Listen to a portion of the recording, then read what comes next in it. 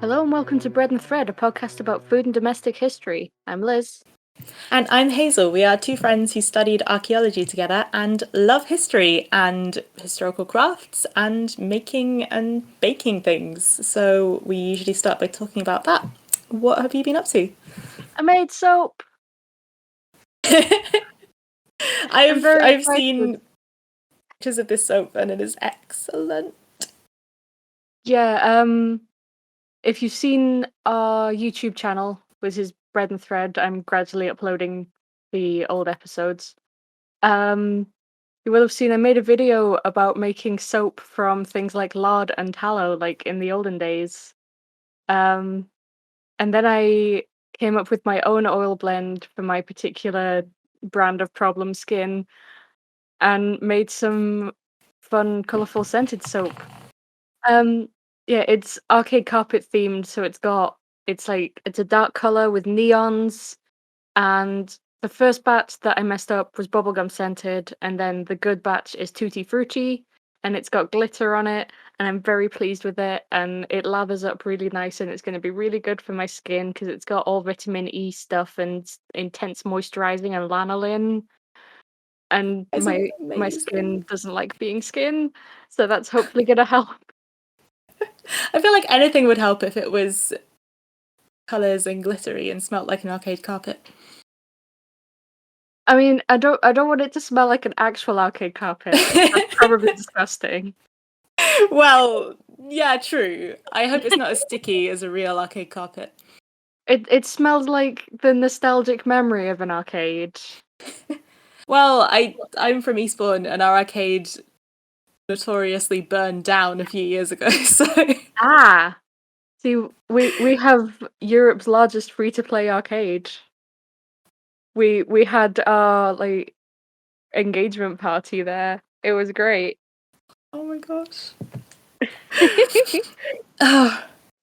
So many soaps. Yeah, there's currently like 30 soaps because of the historical ones, and then the failed batch, and then the successful batch, all curing because it takes like a month for it to properly harden up. Oh, right, I didn't know that.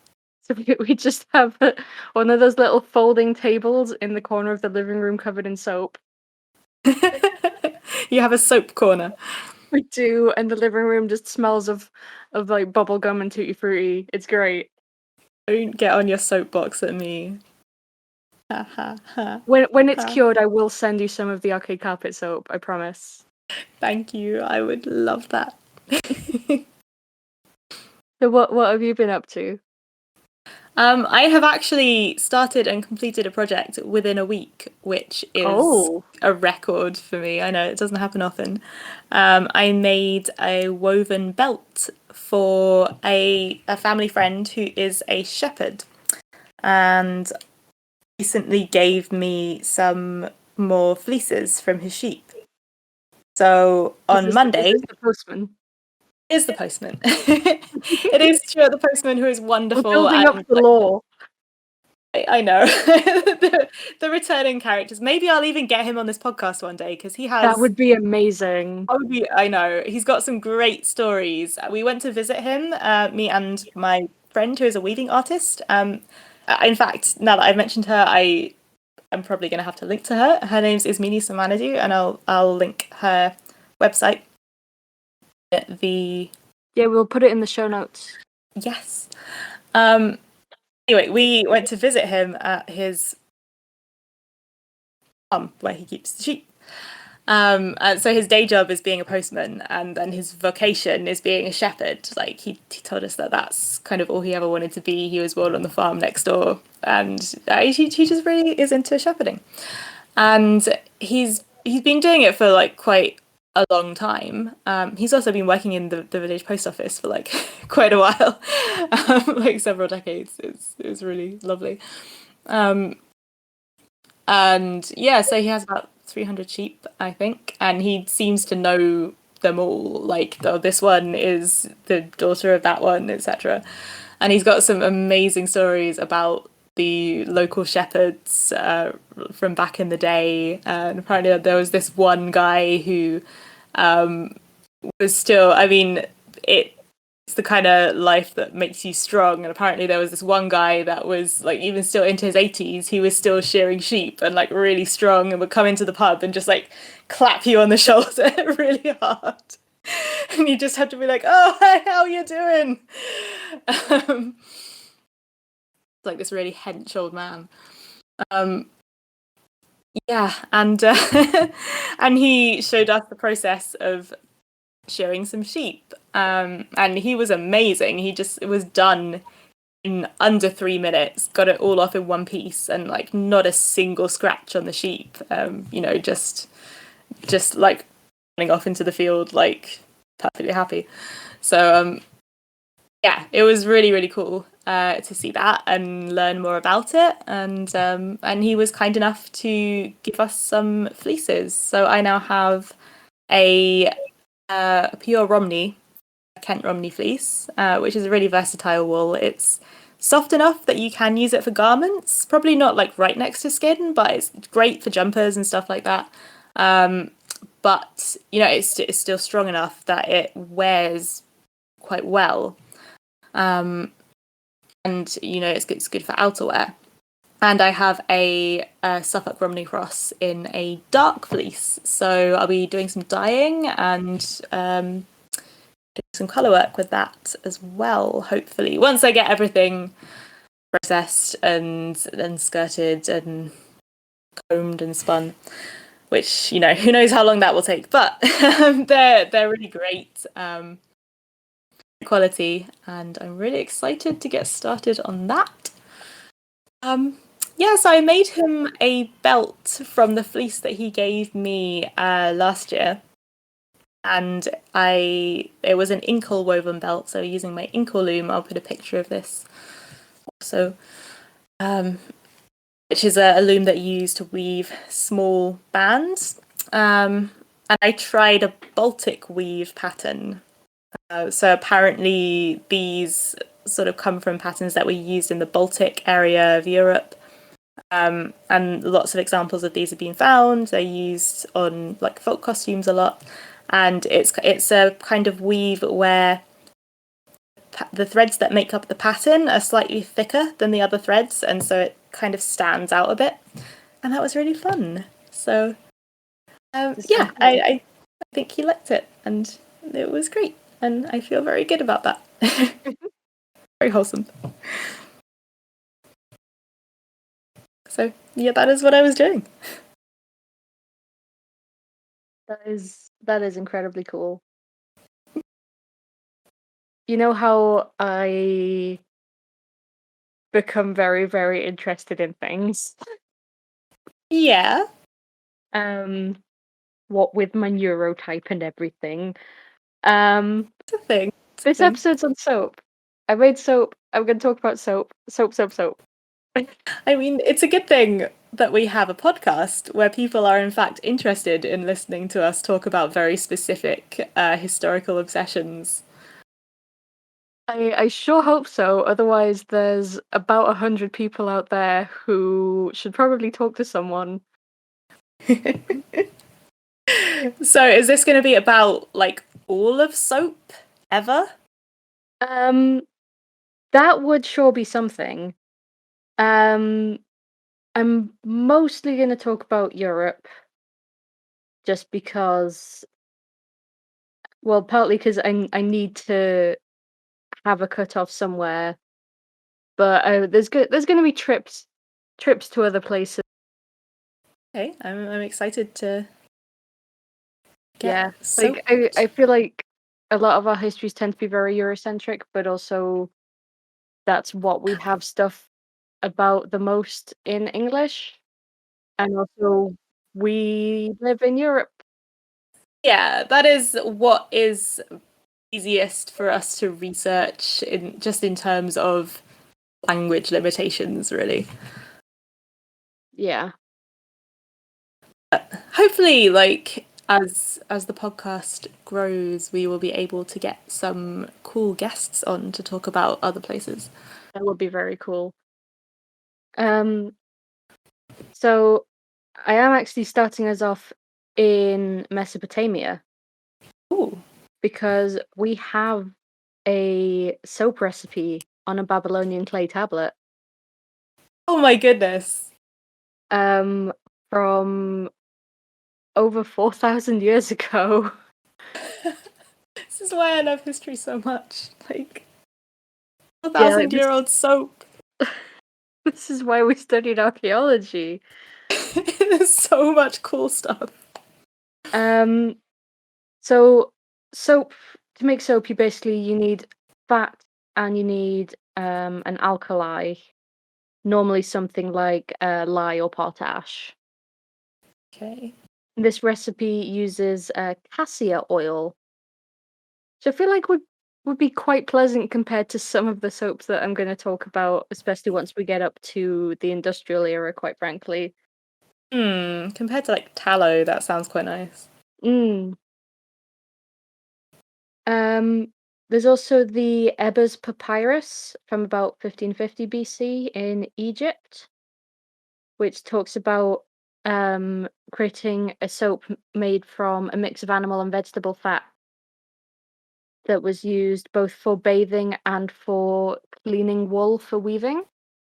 Okay. So very, very multi-purpose soap in Egypt. Hmm. Are you going to be making any of these soaps? Because you can't tell me 4,000-year-old ancient soap recipe and then not make it. Um, I don't know if I can get hold of cassia oil. I'm definitely looking. Okay. I am going to be making sunlight soap, but I'll talk about that later because that's 19th century.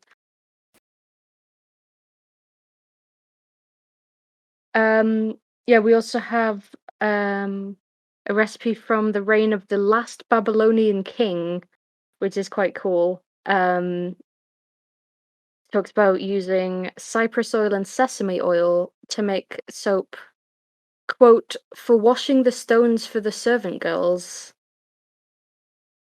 Not entirely sure Stones. what these stones are, Hmm. but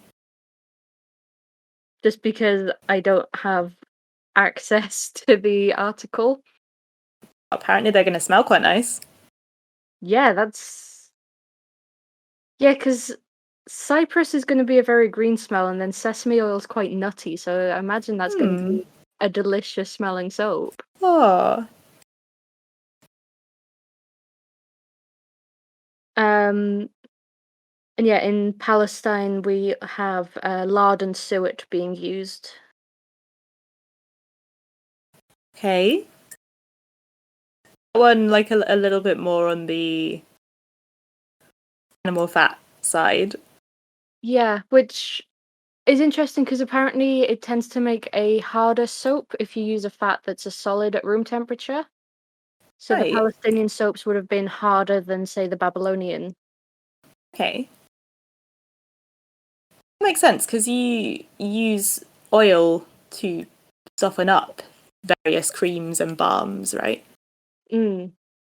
Interestingly, there's a theory that the first soaps were probably animal fat made by accident, Oh. from just fat dripping from, something being cooked above a fire into the ashes. Hmm. Oh, I Which I, see. I can definitely see a human finding a weird substance in the remains of a cooking fire and just going, "Oh, I'm just gonna play with this." Wonder what it does with water. Because humans are just like that. Yeah. Um, but yeah, you have in the Levant and other sort of Mediterranean areas, you have much more use of olive oil, which Okay. you might know if you're interested or just like covered the Romans in school. Um, the Romans and the ancient Greeks, rather than using soap on their bodies, they did have soap, but it was more for laundry. Okay. Um, but would use just olive oil on the skin and then scrape it off, and it'd take all the grossness with it. This is bringing back some memories of learning about this. Like, I think I've seen some of this that like they're like curved scrapers. Yeah, the strigil or strigil. Ooh. don't know how to pronounce Latin. Which sort of looks like a sickle, but that you just use on your body to scrape the mix of olive oil and dirt and sweat and grossness off your body. If it Um, works.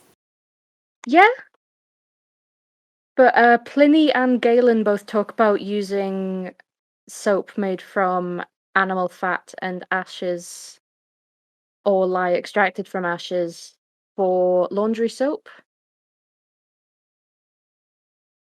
Apparently, according to Galen, the best soap came from the Germanic tribes. Okay. What was their soap? Well, that was also an animal fat soap. I guess maybe they purified it more. He Huh? doesn't say why. Just their soap was the best, and then the Gaulish soap was the second best. Maybe it's the whole being a foreign import thing, right? Like I don't know, because the prestige of like French wine or possibly, but the Romans were kind of the reverse of that in a lot of ways. It was like, well, our stuff is obviously the best.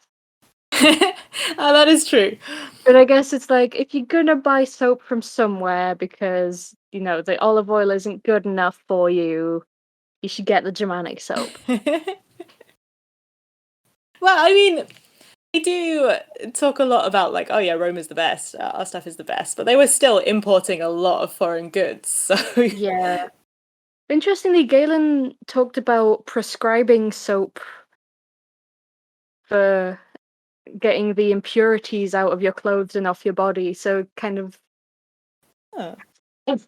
kind of making that connection between hygiene and health, which, does make sense for this period. The ancient Greeks did have a health goddess literally called Hygeia, which is where Is that I where we think is get where we get the word hygiene from. yeah. Interestingly, she had a sister called Panacea. Oh.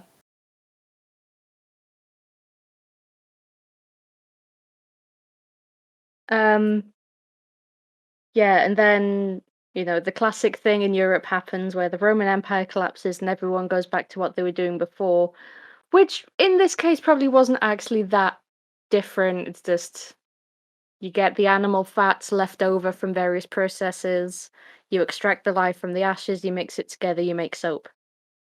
Mm. Um, Meanwhile, the Islamic Golden Age was happening, and they were like, "Hey, what if we make olive oil soap, and that'll be nice." To the point that once what I don't want to say civilization because it's a very loaded term, but you know what I mean Mm. if I say that. Starts coming back in Europe. We get people like Charlemagne using oil-based soaps, and you very quickly get by the 9th century.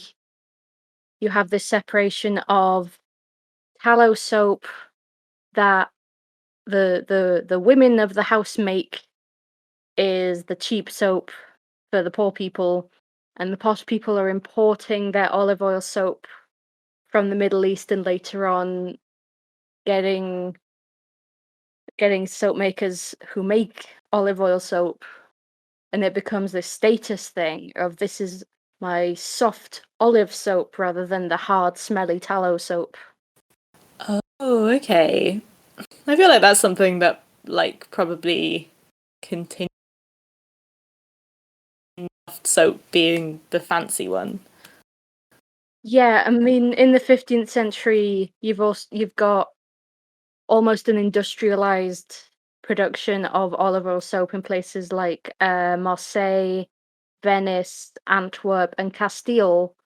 Okay. Um, so to the point that Castile soap became the phrase for fancy olive oil soap and is still actually a phrase now that just means soft, nice white soap.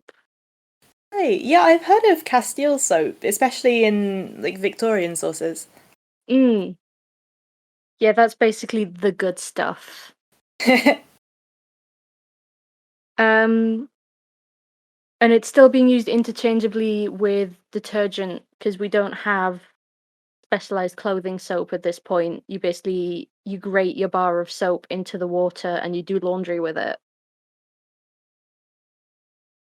Sorry, let's check my notes. And I mean, in this period as well, you have a lot of people not bathing as we would describe it. You sort of just wipe yourself down because of concerns about getting diseases from water. So instead, you have your underclothing that you change every day and you wash that with soap, but your actual body you just scrub with water. Yeah, so Castile soap was the nice, white, bubbly, clean soap, whereas everyone else is making do with what they make at home or what they could get cheaper from places that made it with lard or tallow.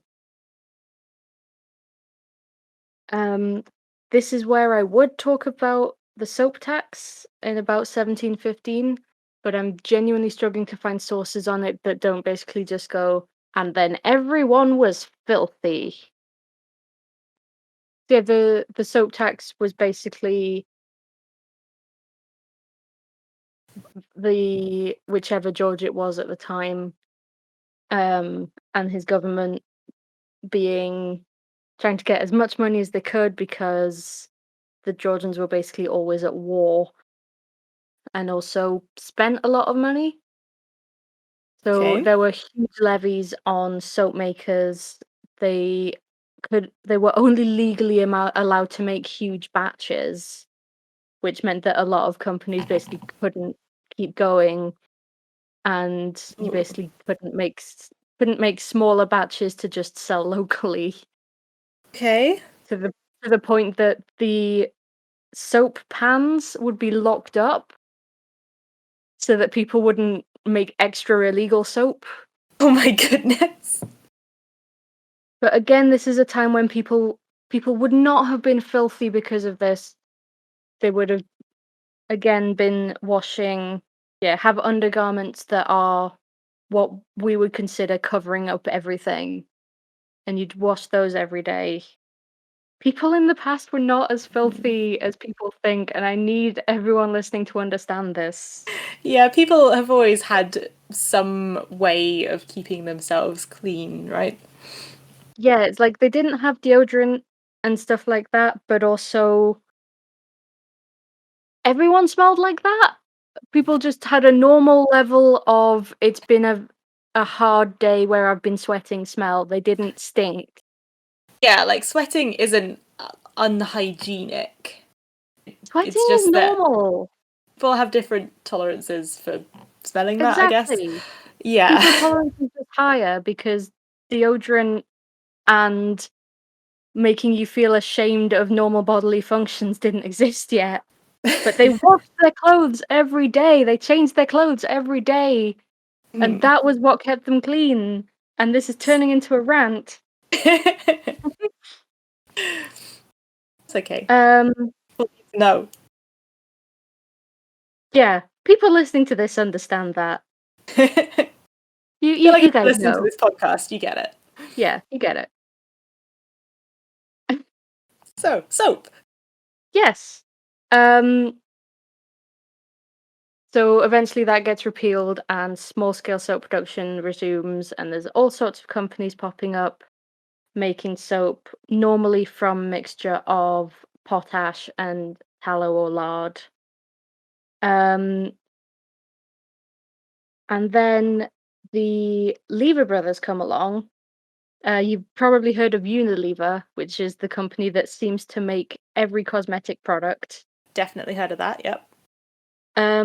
So in the 1880s, they established a small soap works in Warrington, which is it's in sort of the Lancashire Cheshire border. Um, that soap factory, incidentally, was still open making laundry soap until last year, Oh, wow. which is quite cool. Yeah. Um, So they start making soap from things like pine kernel oil and Hmm. later palm oil rather than tallow, which makes a softer, very lathery soap that they called honey soap and then sunlight soap. Um, it's led to them making a lot of money because this was cheap, nice soap. Hmm. Um, and then end up setting up further factories and building a workers' town called Port Sunlight, um, which is in Merseyside. And we will do a separate episode on places like Port Sunlight and Bourneville because they're fascinating. Oh Sort yeah, of and early sort of company towns, but set up for uh, but depending on your perspective, either altruistic or paternalistic reasons. sort of quote unquote philanthropic company towns. Yeah. Yeah. Um, and Port Sunlight especially was very, this is a model village where we think about our workers' welfare. Don't look at our workers elsewhere in the British Empire where we have literal slavery right up until 1945. We've got Mm. great working conditions in Merseyside and it's great. And we're definitely not pushing for expansion of the British Empire throughout the late 19th century so we can have access to cheap palm oil. Okay. Yeah, there's some stuff hiding under the carpet there. Yeah. Um, so yeah, eventually they merge with a Dutch margarine company to form Unilever. Okay, that is not how I expected Unilever to have been founded. Yeah. Um, but yeah, the Lever Brothers soap company is widely considered the first sort of industrial scale company, Okay. sort of on an international level. Wow. They I'm gonna read you this list of soap companies that they acquired because there's so many. AF Pears soap still a thing. Hmm. John Knight of London, Gossages, Watsons, Crossfields, Hazelhurst and Sons, and Hudson's. Um, they founded a town called Leverville in the Congo because of the amount of business that they were doing there. They had their own palm oil plantation. Oh, Yeah, there's a lot of stuff going on there. Um, yeah, so some of their soap names though. There's Sunlight Soap. There's also Lifebuoy, Lux, and Vim, I like which Vim. Vim is household cleaning product, and I love the name. It's very 1950s comic, isn't it? Like, put some Vim in your soap. It Axe. really is.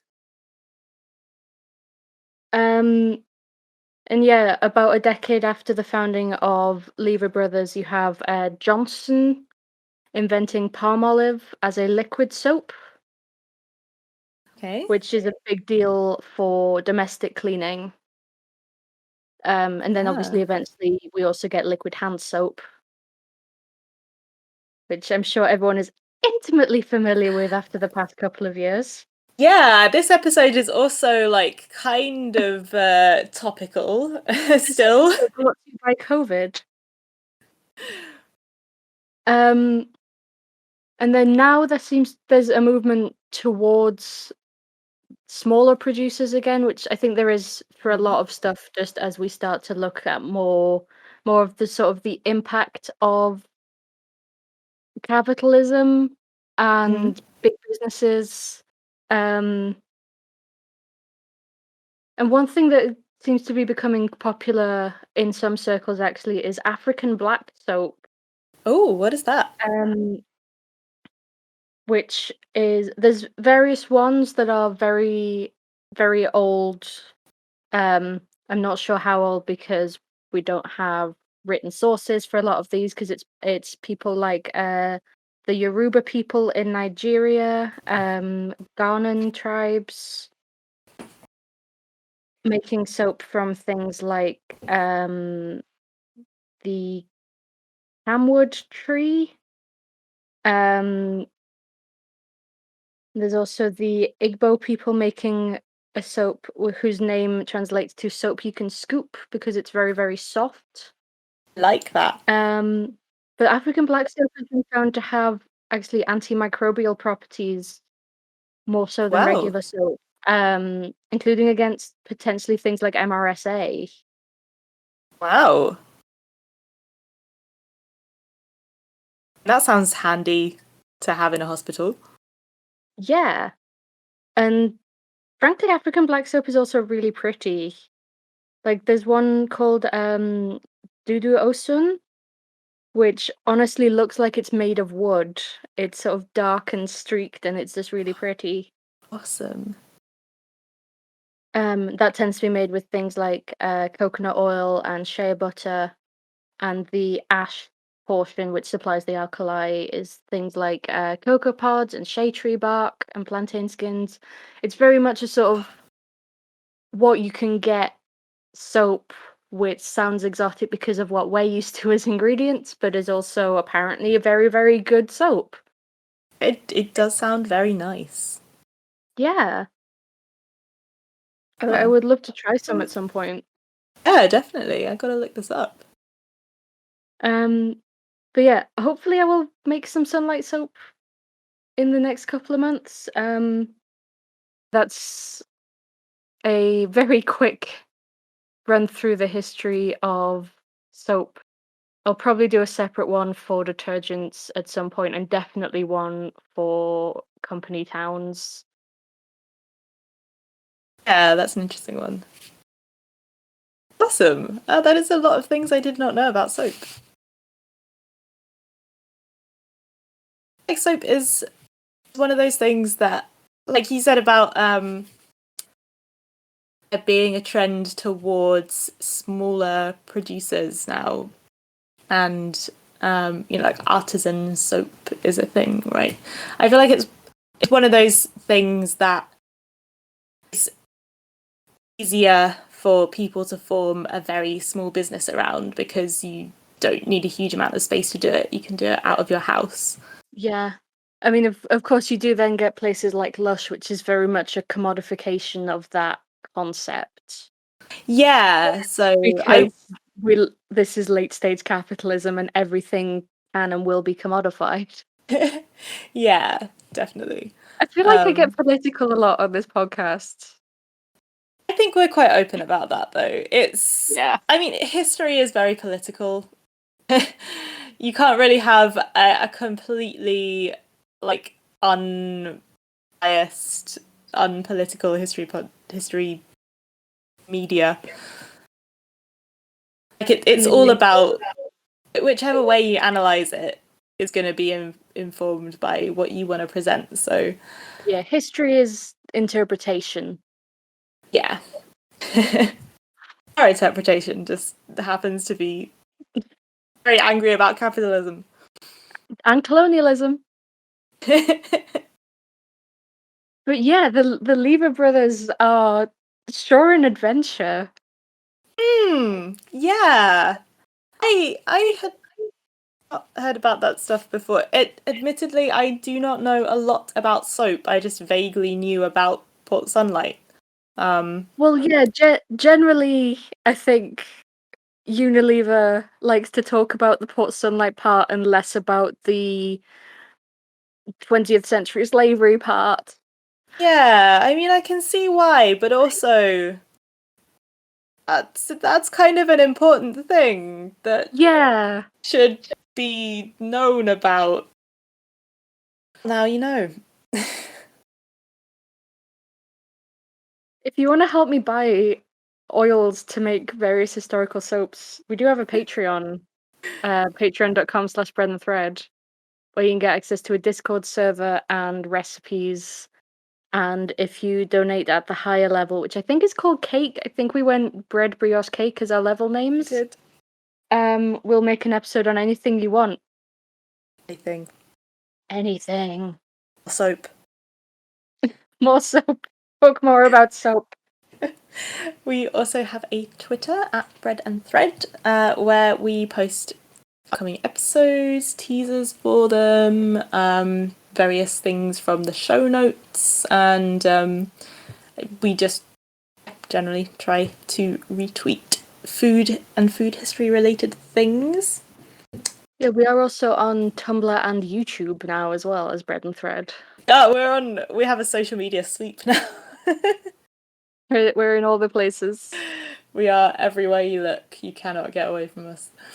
Hello, I'm Mod Pencil from Probably Bad RPG Ideas. If you'd like to hear discussions of ideas such as what if in my urban fantasy game magic turns out to not be real, and what is the best rules for an ogre, then listen to the Probably Bad podcast, which is available on everywhere podcasts are and also YouTube. Or check out our Tumblr and Twitter. So what is this week's local larder? You wouldn't tell me because you wanted me to live react to what it is.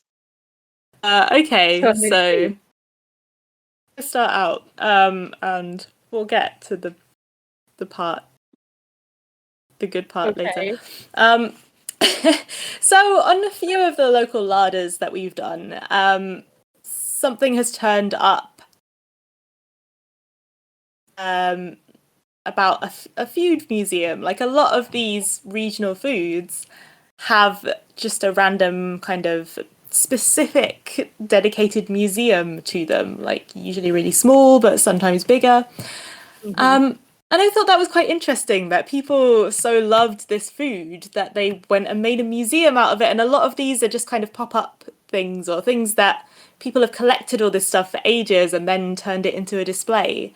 Like really kind of community like based museums, which is really cool. And so I thought there must be more of those around. So I went looking for some. And sure enough, there are, in fact, quite a lot of very specific food museums around the world. Some really big, some tiny. So we've talked about the Choco Frito Museum in Setúbal, Portugal. We've talked about the Spätzle Museum in Germany.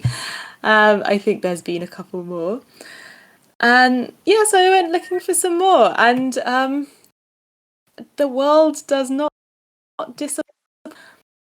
My first thought was the Kimchi Museum in Seoul, South Korea. But I feel like kimchi is something that deserves a whole episode because there is a lot to dive into there. So, this museum, this local larder isn't necessarily a regional food, but it's a food museum, a regional food museum. It is in San Bernardino, California, on Route 66, USA. And it is a McDonald's memorabilia museum. Okay. Yep. It is, it's run by a third generation Japanese American called Albert Okura. And he already owned a fast food chain that he founded in 1984. But he was also kind of a fan of, like, he was just quite into fast food and like a fan of various fast food restaurants and the history of them. And specifically, he was quite into the history of McDonald's. And I think it's a little known fact that the original McDonald's fast food restaurant that opened in 1940 is now not there anymore. And this museum that seems like a place a lot of people would want to go. It is, and in fact they do, because this museum is on the site of the original McDonald's restaurant. Oh, that's wonderful. Yeah. So this guy, it just kind of fell out of history. So the original restaurant, run by the McDonald brothers, and in fact, one of the reasons that it doesn't exist anymore and hasn't for a long time is because after the restaurant was bought by Ray Kroc and franchised and turned into the mega corporation that we know today, they were forced to give up the name of the original McDonald's, as it was now like a trademark. Mm-hmm. So they had to change the name of their restaurant, and then McDonald's opened a McDonald's like opposite down the street. So there you go. But wait, so they basically got Amazoned by their own company? Yeah, kind of. So Albert Acura decided this was kind of sad and ended up buying the site and moving the office of his fast food chain there, which is called Juan Polo, by the way. Apparently it's a Mexican-themed chicken restaurant. Anyway, I don't know. Maybe that's like really popular in America. I don't know, but I'd never heard of it before I looked into this. So he has also collected like loads and loads of memorabilia of the original McDonald's, like the original, like pre-franchise stuff. Yeah, pre-franchise. So they had, I think they did have like several restaurants, but this was before, national franchise, and they've got loads and loads of memorabilia, and it just turned into this unofficial museum it's one of the sort of 66 museums that you can stop at, and it's free to go around, and that's unusual over there. Yeah, definitely. And one of the reasons, in fact, that it is free to go around is that this entire thing, unlicensed, illegal McDonald's museum, not affiliated with the McDonald's Corporation in any way, shape, or form. Illegal McDonald's museum. No, it's not illegal. He's very careful to keep it within the letter of the law. And there is nothing McDonald's can do about it. Barely legal McDonald's museum. It is a barely legal McDonald's museum. Apparently he is able to do this because he doesn't claim any affiliation with the McDonald's Corporation. It's entirely just a collection of memorabilia that happens to be on the site of the original McDonald's restaurant.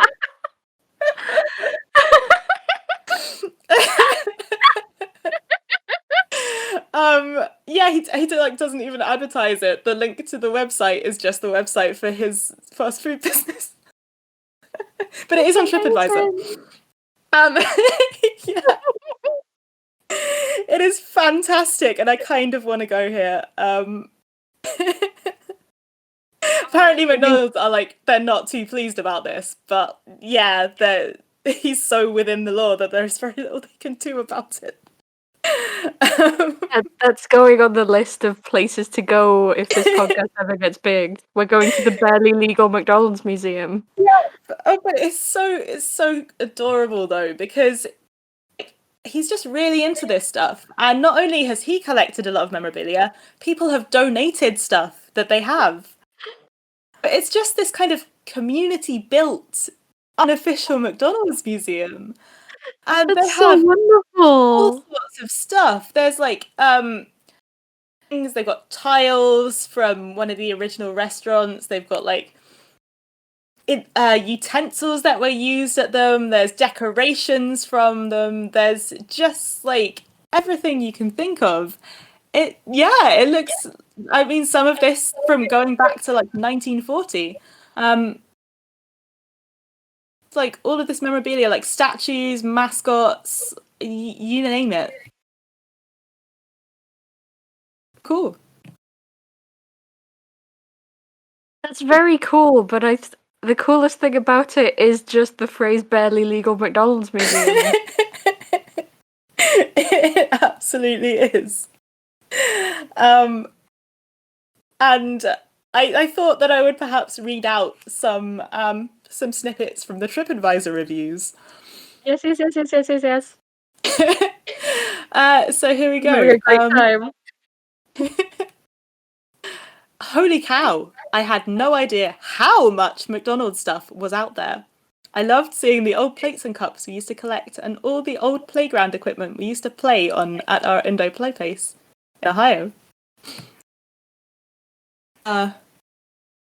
Not affiliated with McDonald's, but a fantastic collection of Mickey D's kitsch and memorabilia, including a section on international McD's toys and giveaways from several different countries. The outside of the museum is great also. I love that reviewer number 2 takes the time to mention that they're not affiliated. I know, I liked that. Whether you want to see examples of failed food items, early Happy Meals, or get the true and complete history of McDonald's, or like me, all of the above, it is well worth getting off the I-15 for half an hour. Oh, The original... people are having so much fun. But I know, people are just loving this. It's fantastic. This is one of my favourites. This is the original McDonald's site and museum.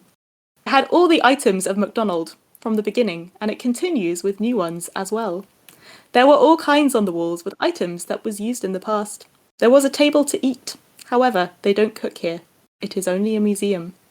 They have a grill, lots of pictures, items from kids. It had a Wurlitzer for music. Don't know what that is. Small item for kids. Remember the Happy Meal? Coca-Cola! Quite a lot here. It is all in this original McDonald's site museum and McDonald's site and museum. Worthwhile to see. It is completely free. That is poetic. It is. It's kind of like a haiku. Just a really long haiku. I enjoy Coca-Cola. That's fantastic. That one is by Robbie GC from Toronto, Canada. There you go. You're famous on this podcast. I think a Wurlitzer is one of those like old style organs. Is it? There's a McDonald's organ. Oh, Yeah, I want to go it's to this like place. an old-fashioned electric piano thing. They have one at Blackpool Tower. Oh, wow. Yeah, most of these reviews just seem to boil down to this is incredibly kitschy and I loved it. I need to go to this place, and this is my favorite local Larder. Even though it is not a food, I'm in my happy place right now. I thought you guys would enjoy this. This is the only place I know of to get a fried apple pie anymore. There you go. Wait, so do they have food or don't they? Don't know. If we have any listeners in California, we need a report. Absolutely.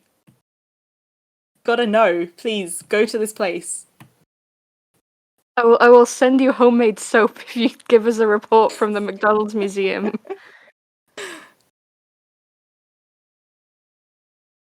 This one. We came to the birthplace of the McDonald's food chain and were not disappointed. They have many fine artifacts and a nicely chronicled history of how this food giant got its beginnings. They are fine artifacts. So if you do have a review of the barely legal McDonald's museum to send us, or you want to suggest an episode or a local Larder, or you just want to say hi or complain about the Lever Brothers in our inbox, you can email breadandthreadpodcast@gmail.com. You can also tweet us at breadandthread. And as we said, we do have a Patreon, which I think my current Patreon goal is for us to get enough money for me to get the oils for the historical soaps. I want to make Babylonian soaps so much, you guys. Oh, yes! So that's patreon.com/breadandthread. Thank you for listening, and we will see you next time.